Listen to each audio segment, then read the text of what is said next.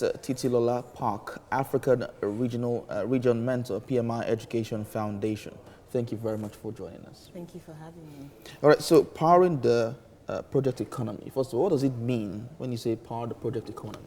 Okay, so one of the things PMI does is research, right? So we've done a lot of research, again, recently, looking at global trends, and we see that there's a lot of development globally, which powers project management, or which project management powers.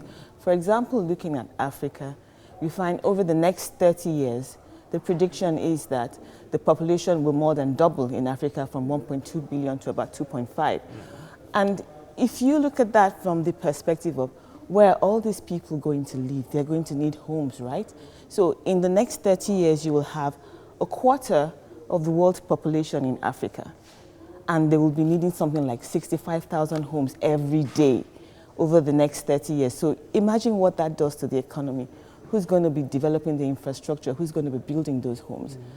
And looking at even other things about the space, Africa is huge, like the Sahara Desert alone. You can fit in the whole of US, India, Europe, something like that. So there is potential here. There is going to be a lot of development. The focus of the world is shifting from oil to other things, medical sciences and all whatnot. And the idea behind project management is moving from idea to reality, leveraging those skills and those practices. But the issue we have in this country and as individuals is the issue of sustainability and pushing forward our ideas to become reality. So as a nation, how do we focus, excuse me, focus and use the project economy to run our economy such that we can look at the future and envisage what can happen and start working on it? I like the fact that you said future, because I want to zero in on the Education Foundation. And what we do there is leveraging project management to improve the lives of kids and give them the chance to compete globally. So project management is a life skill. It doesn't matter what your profession is, you're going to need those skills. Life is a project, I heard somebody say. So we're focusing on the youths, and we teach them for free project management. And it makes a world of difference. You think kids, what are they going to learn about these terminologies and grammar? But we simplify the message such that they understand, they soak it up, and it goes with them for life and through life. And that begins to translate into value in the nation, in the economy, demanding accountability, effective utilization of resources, and what have you. And that's where the EF Education Foundation is pitching its tent. So, but help us understand what project management actually is and how it can help. So, for instance, the leaders are listening, how it can help them channel the resources that we have and grow the economy. So help us understand, first of all, what project management is, then how leaders can actually use this to grow the economy. Okay. So project management is the effective deployment of skills to ensure delivery of projects within time, on budget, and to the quality that you predefined. So it talks about even the conceptualization of projects. So you don't just do any and everything because you know that resources are limited. So you want to prioritize and see what's going to give us the best value for our limited resources. That's one. So you find countries like the US, India, they actually have legislation around project management because they see the benefit that if you can effectively deploy your limited resources to optimal projects, as you plan them, you begin to deliver value to your citizens. All right, Titilola Park, thank you very much. We hope to use this to push our nation forward, of course, push our individual... And even as individuals. As individuals Thank as well, you so our much. individual ventures forward. Thank you very much. Thank you for having me. Dr. Lambert Ofoegbu, the president of PMI Nigeria chapter, and Titilola Park, Africa Region Mentor, PMI Education Foundation. They are here with us this morning. Thank you very much for joining Gentleman and lady, thank you so much for having us. All right, so first of all, let's Okay, no, let's do the ladies first. Ladies first. Ladies first after gentlemen. Well, let's take the lady first. So, so looking at what this project management aims to achieve, organizational success, looking at the structure that we have in Nigeria, how does project management come to play when it comes to having saying that an organization is successful? Okay. Project management starts from conceptualizing when you're planning, when you're doing your strategic plan. Okay, so we all know that nobody has infinite resources. You want to channel your resources optimally. So that is the role project management plays. Comes right from selection of the right projects when you have a number of things that you could possibly be doing, how you plan to execute what it is you've decided to do, and then how you monitor and control those to see that you deliver the value that you intended to deliver without blowing your budget, without having time overruns, for example. So that's the way that you can apply project management as an organization. Okay, so she mentioned about project management helping us with our strategic plan. Now, how does it help us avoid mistakes? Okay, it starts from when we say project management, there is under an umbrella of what we call portfolio, program, projects. Okay. Project is at its lower level, but when we say project management is a whole concept together. Portfolio management starts with investment decision.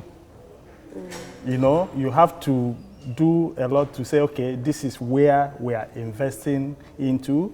Then program will now kind of segregate it into multiple related projects. Then you go down to project management. You see, no need of talking long story. I will give you an instance of what a failed project can do. Okay. And now link it to project economy.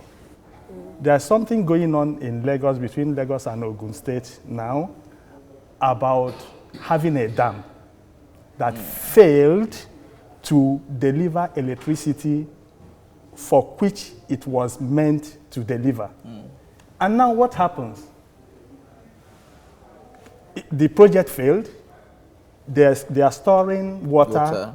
And they release the water, people are sent. People's houses are submerged. That's an example of a failed and the ripple effect. So when a project fails, I'm bringing the economy into it now, how on earth did they get to that investment decision? Okay. Before you now start saying, what is the purpose of the project, who monitored it, how did it happen, and now the cost of failure. So how do we solve that particular issue, the cost of failure? How do we solve it when it comes? In the first instance, there's no need of saying ideal situation. In the first instance, if you do what you're supposed to do in terms of investment decisions, the failure will not come. True. That's management. Okay. Then, project management is what we call iterative. You do, plan, check. Okay. So at each point in time, you should have a sign of, is this thing working?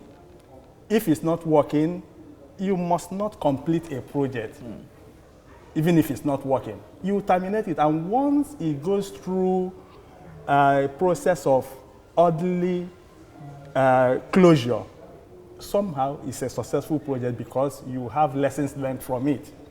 So even if it's failed? We shouldn't wait till it gets to failure. Okay. If you are doing proper project management, at intervals, you should cross-check. Am I on the right direction? We plan to do this. What's the extent of deviation? Are we still going to achieve what we set out to achieve? At each point in time, there is nothing, because environment change. Yeah. There's nothing wrong with, I started off with this, a major thing happened. We cannot succeed if we move at this rate. Therefore, with all the things I am seeing, it is practically impossible to realize this project. You close it.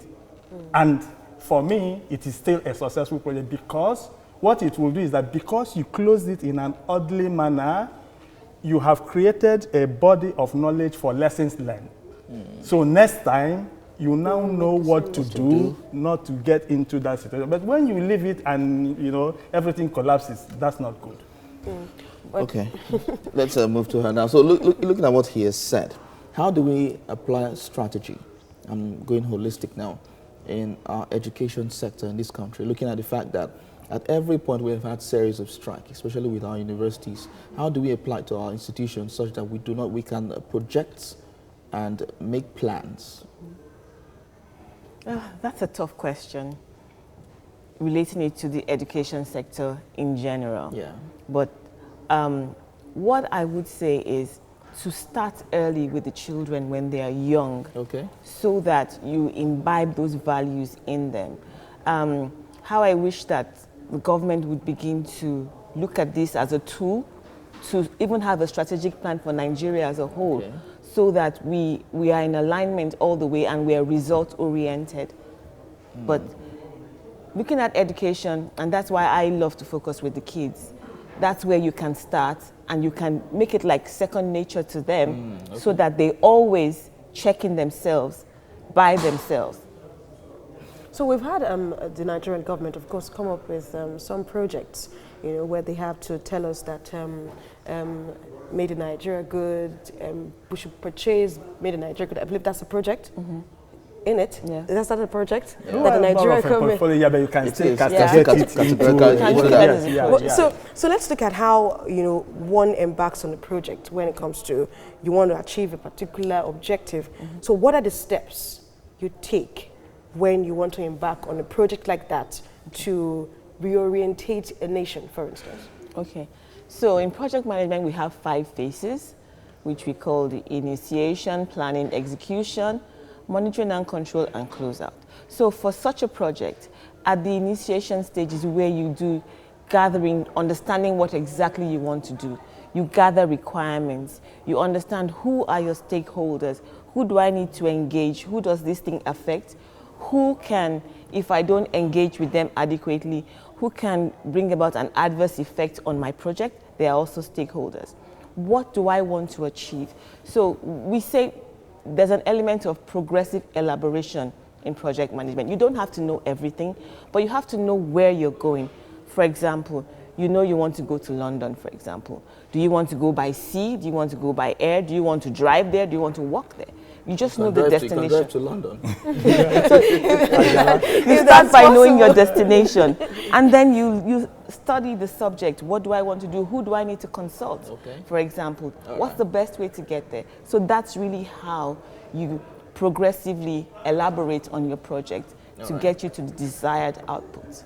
All right, Titilola Park and Lambert Ofoegbu, thank you so much for talking to us this morning. Thank you so much for having us.